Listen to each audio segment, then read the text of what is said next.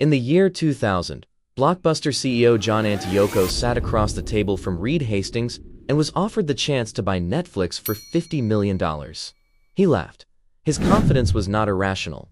Blockbuster had 60 million customers, 9,000 stores, and $6 billion in annual revenue. Netflix was a small DVD by mail company losing money. The laughter made sense. That laughter cost $30 billion. Most people assume Antioco made a strategic error. Cognitive scientists have a more precise explanation. This was not a strategy failure.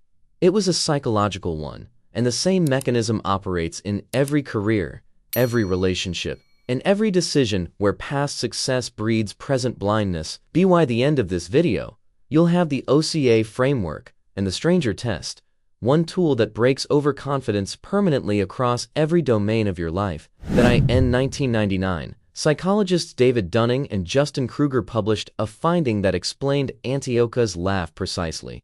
The Dunning-Kruger Effect showed that competence and confidence do not rise together. At low competence, confidence is low. People know what they don't know. As competence rises, confidence rises with it. But at peak competence, something counterintuitive occurs. Confidence continues to rise past the point where it is justified. Experts in their domain become the least capable of accurately evaluating threats that originate outside it. Antioco was not ignorant. He was expert, and expertise, at sufficient depth, generates a form of cognitive blindness that ignorance never could. Reed Hastings understood something different. He understood that the correct question was not, "Is Netflix a threat today?" but "What will human behavior around entertainment look like in 10 years?" He was asking a human behavior question. Antioco was answering a market share question. They were solving different problems, and only one of those problems was the real one. Here is the OCA framework. Step 1. Observe without ownership. Before evaluating any threat or opportunity, deliberately adopt the perspective of someone with no stake in the current outcome. Not an optimist, not a pessimist, a stranger to your success. Ask, what would someone who has never seen this business, this career, this relationship, say about its trajectory right now? Step 2. Challenge the assumption underneath the confidence. Dunning's research showed that every overconfident judgment rests on a single unchallenged assumption. Find it. Name it.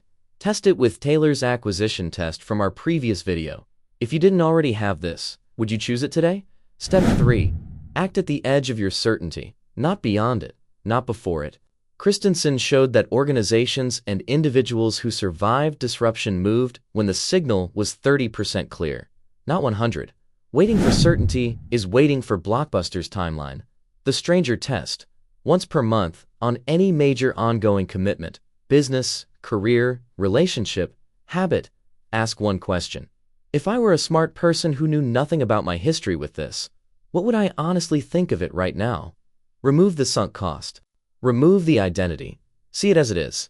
This is Taylor's acquisition test, Seeker's disconfirmation from our confirmation bias video, and the VBA framework's vision step, all in one question.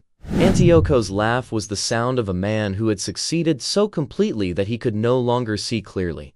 That is not weakness. That is the architecture of expertise operating exactly as designed. The question is whether you can see it operating in yourself before someone else builds what you were too confident to imagine.